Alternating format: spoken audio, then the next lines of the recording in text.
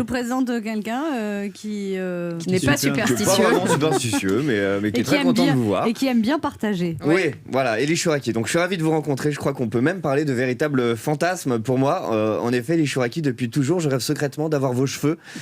Cette légendaire farandole de bouclettes argentées, ce doux mélange de poivre et de sel pour un rendu juste à la frontière entre Georges Clooney et Nelson Montfort. Oui, j'en ai rêvé et j'en rêve encore. Cependant, outre cette entrée en matière placée sous le signe de Franck Provost, je dois vous dire qu'au-delà de cette affection capillaire, vous recevoir ce midi n'a pas été pour moi une chose aisée. Je m'explique. En tant que préposé à votre portrait dans l'émission, je dois bien reconnaître que faire rentrer toute votre biographie et vos 3000 vies dans une chronique de 3 minutes, c'est un peu comme faire rentrer une baleine dans une boîte de thon. Il n'y a pas la place. J'avais la même métaphore avec Teddy Riner et Mimi Mati, mais je trouvais ça un peu violent. Entre votre carrière de cinéaste, votre rapport à Dieu, la création de comédie musicale, votre émission politique, les règles du volleyball, pour tout caler, c'est plus un portrait, c'est une partie de Tetris.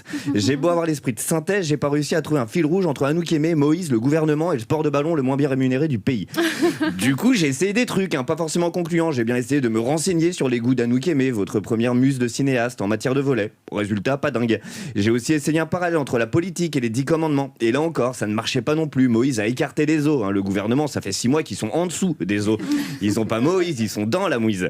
Et puis, au milieu de tout ça, Elie Chouraqui délivre. Et ce dernier, vos mémoires, un autoportrait en 26 lettres de l'alphabet qui en dira de toute façon beaucoup plus que mon portrait, à moi. Votre abécédaire qui me fait dire que si je me prêtais moi-même à l'exercice, ma vie se limiterait tristement à la lettre Q. Bref, vous êtes partout, Elie Chouraqui, et j'ai peut-être trouvé un élément de réponse au pourquoi de cette soif dans un grand texte de votre propre comédie musicale, je cite: « C'est tellement court, une vie, tellement fragile aussi, que de courir après le temps ne laisse plus rien à vivre. »